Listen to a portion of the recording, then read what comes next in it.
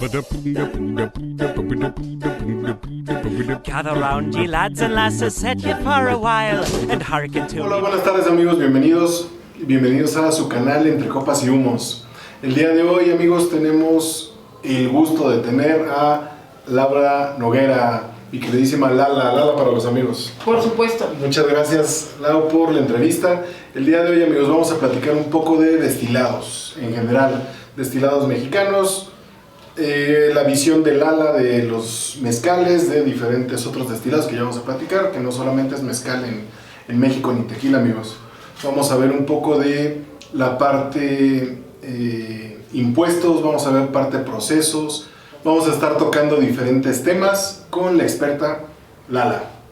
Lala, bienvenida. Muchísimas gracias. Bienvenidos Gracias a Casa Azteca, a ustedes. No les comenté, amigos, Lau nos hizo una invitación para estar en Casa Azteca. Esto está en Serapio Rendón 61, en la colonia San Rafael, dentro de la privada Roja, que es, pues la verdad, es un monumento histórico. Esto es de 1910 casi, la construcción. Entonces es un lugar muy temático, muy cultural. Y aquí está alojada Casa Azteca desde hace 4 años. Que Casa Azteca realmente no es una mezcalería, más bien es como un templo del agave, pero de forma educativa, cultural, donde se dan catas, degustaciones educativas, se forman a diferentes personas en el área de la restauración, que es los restaurantes y hoteles. Sí. Entonces aquí vienen meseros, vienen capitanes, vienen bartenders, vienen incluso chefs. Entonces toman cursos de los diferentes destilados que existen en México a partir de la planta de agave.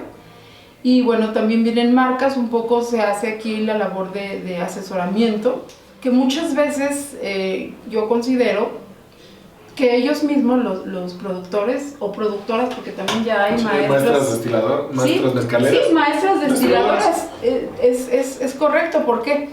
Pues porque también existen del sotol, aunque no es de agave, es un primo del agave, el Dacilirium mosereneque. Ando a desmenuzar, el sotol es una denominación de origen de las 17 que ahorita hay en México, que son pocas, o sea, son pocas a comparación de países como España, que tiene más de 1000 denominaciones de origen, sí, ¿no? Entonces nosotros tenemos apenas 17 miserables denominaciones de origen, siendo un cuerno de la abundancia México, donde podríamos tener mucho más denominaciones de origen, de acuerdo a cada estado, municipio, pueblo, etc.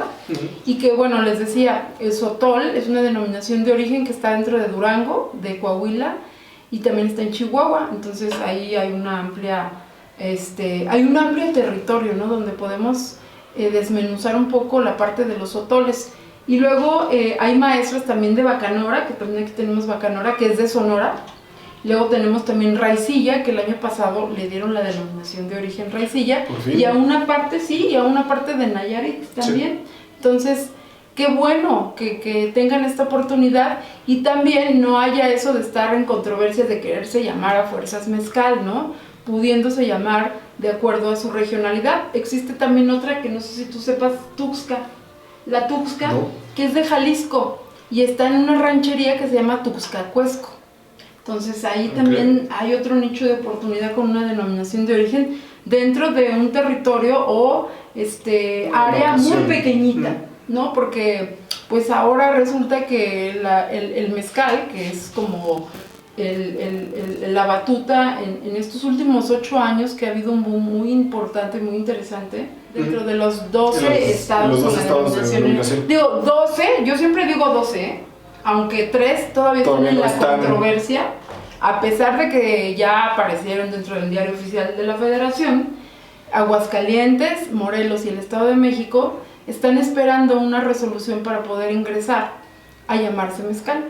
Y ahí empiezan las controversias, tú sabes, porque, bueno, algunos estados, principalmente Oaxaca, que es el líder, produciendo casi el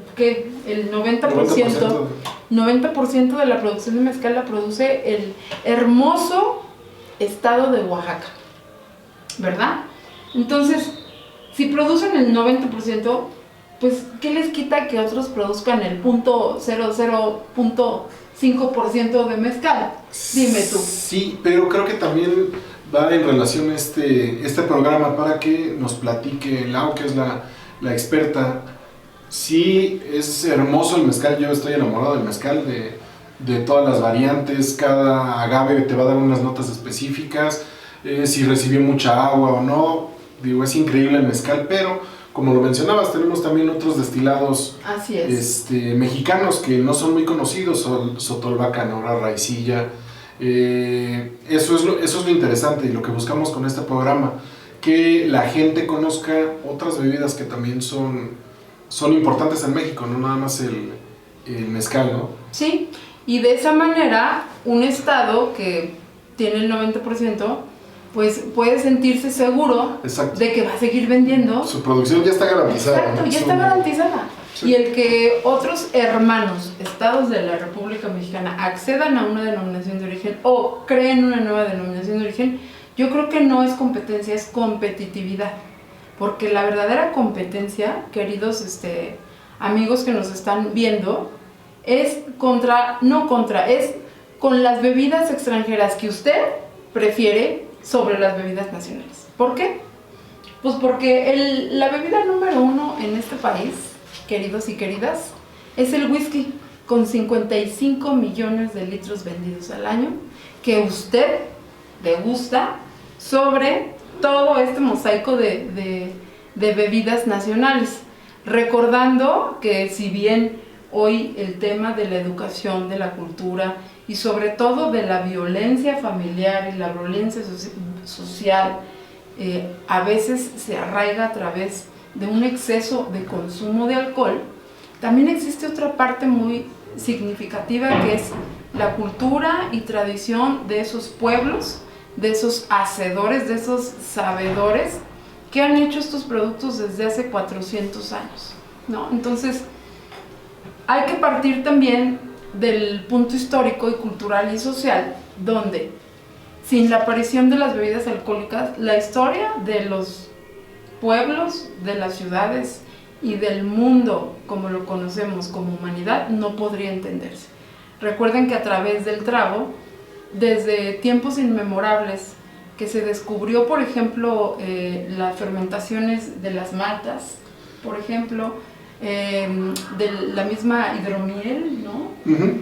En Europa. En Europa. Y también en México, en Yucatán también existía la hidromiel.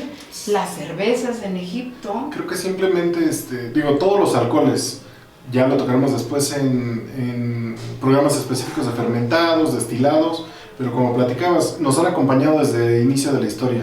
Se dice que desde que se domesticó el grano, alguna serendipia, pero se descubrió la cerveza, ¿no? Ya teníamos cerveza desde los sumerios, la famosa Sícaro, después la Citum con los egipcios, cómo ha ido evolucionando. Grecia, Roma se paró un poquito por el vino vino un absentiatum de Hipócrates, ¿no? Cómo ha ido acompañando la cultura, cómo ha ido acompañando el alcohol a la humanidad. Sí, como lo comentabas, no solamente es algo negativo, tiene su lado bueno, las medicinas en Europa. Toda esta... La ginebra era una medicina. La ginebra empezó para contrarrestar, empezó con el Genever para la peste negra, de ahí la retomaron de los holandeses, la toman los ingleses y la mandan, por ejemplo, a los soldados ingleses en la ocupación de la India y la dieron contra la malaria, por ejemplo, ¿no? De ahí nace el gin and tonic, ya hablaremos después. Cómo los alcoholes han acompañado a la humanidad, ¿no? No tenemos por qué ver el lado negativo solamente, sino disfrutar, conocer y con responsabilidad, sí tomarlos, pero degustar y aprovechar. Con mucha educación, ¿verdad? Sí. Porque bueno, la historia de nuestro país, propiamente de este México, de esta Mesoamérica, que era parte, pues de una historia prehispánica muy importante, que empieza, insistimos, en Mesoamérica, es con la aparición del pulque. Entonces, el pulque siendo una bebida completamente ancestral, esta sí es una bebida ancestral, porque ahora ya resulta que todo es ancestral, ¿no? Que hay comidas ancestrales y hay bebidas ancestrales, pero bueno, el pulque es la única bebida ancestral y es una bebida que, fíjense, que viene a partir de la planta de agave, que agave es una palabra griega que le designa a Carlos Linneo, un botánico sueco, que quiere decir admirable. Y luego también se le conoce como maguey, ¿no? que es una voz antillana, que tampoco es arraigo prehispánico o nacional, ¿no? Entonces el verdadero nombre de la planta es metl, ¿no? En náhuatl.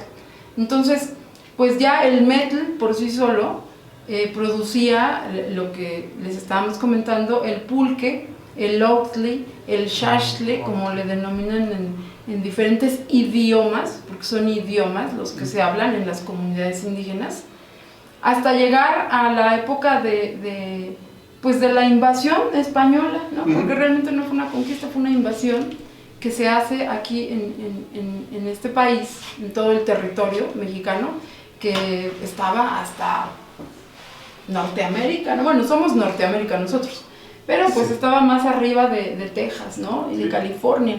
Entonces, pero propiamente el pulque aparece en lo que es Mesoamérica, no en Aridoamérica. Entonces, el pulque ya es una bebida que tenía un cierto grado de alcohol y que era forma de conexión de los sacerdotes con las energías, porque no habían dioses en la época prehispánica, se regían por energías.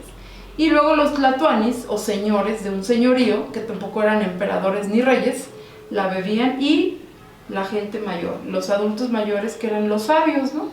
Así como en Japón se veneran a los ancianos y a los maestros, en México, en la época prehispánica, ¿cómo lo podemos denominar? Regiones, los aztecas, los zapotecas, los mayas, pues reverenciaban siempre a los adultos mayores, ¿no? A los ancianos. Sí. Entonces eran como las tres esferas que podían acceder a esta bebida alcohólica, ¿no?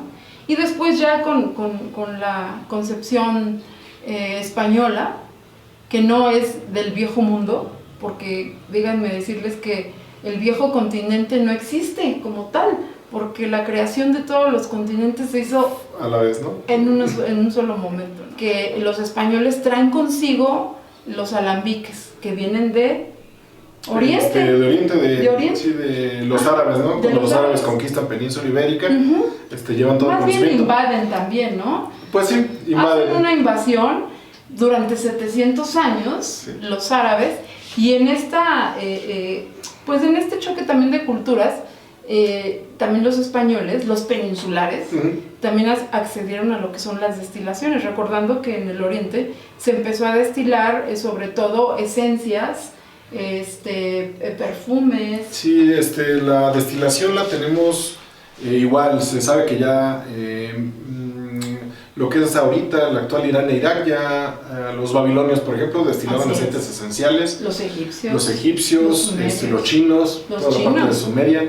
Se sabe que conocían la destilación, pero con fines cosméticos, estéticos, aceites esenciales, flores, etc.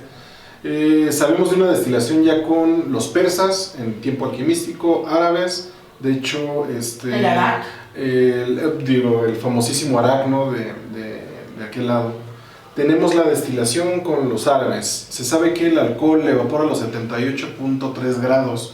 Una destilación que tiene que ser a una temperatura baja para evaporar solamente el alcohol y no el agua del producto, ¿no? Eso ya es concepción de los árabes, lo llamaron alcohol o el todo. Ellos lo utilizaban como medicamento, ¿no? ¿Qué piensas o qué, no sé si has escuchado la teoría de que ya había una destilación precolombina antes de la llegada de los españoles?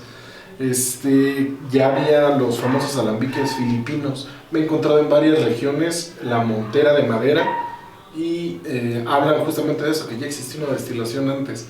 Hubo un descubrimiento en Tlaxcala. Estaban haciendo excavaciones para algo del Infonavit y encontraron un horno de pozo. Y hay una teoría por ahí, el libro se llama El agua de las verdes matas, si lo quieren buscar, nos habla por ahí de una destilación antes de la llegada de los españoles. La parte romántica estaría increíble. Sí, esa es de Serrapuche, ¿no? Ajá, estaría, wow, de la doctora Serrapuche, ¿no? Porque hay otra con la de los mezcales de Occidente de Colunga, ¿no? De Patricia Colunga, por ejemplo. Pero bueno, terminando un poco esto... Sí, es que nos fui no, pero es que está muy bien, porque estamos desmenuzando la historia y la cultura. Entonces, ya nada más para como ponerle este punto final y seguir con la pregunta que nos hace aquí nuestro querido amigo Cristian, es que en esa concepción que traen los españoles a América, pues traen el alambique, ¿no? Que es una tecnología de ese momento y que ellos en su necesidad y afán de tener también alcohol, porque bueno, lo único que se podían suministrar era pulque, ¿no? O Sí. vino blanco, que ya lo menciona Bernardino de Sahagún en Las cosas que suceden en la Nueva España, que es un libro. Sí. Entonces, o le dicen pulcre, también le dicen pulcre.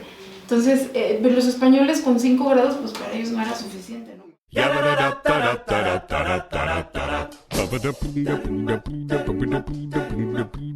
Gather round, ye lads and lasses, set ye for a while, and hearken to me mournful tale about the Emerald Isle. Let's all raise our glasses high to friends and family gone, and lift our voices in another Irish drinking song. Consumption took me mother and me father got the pox.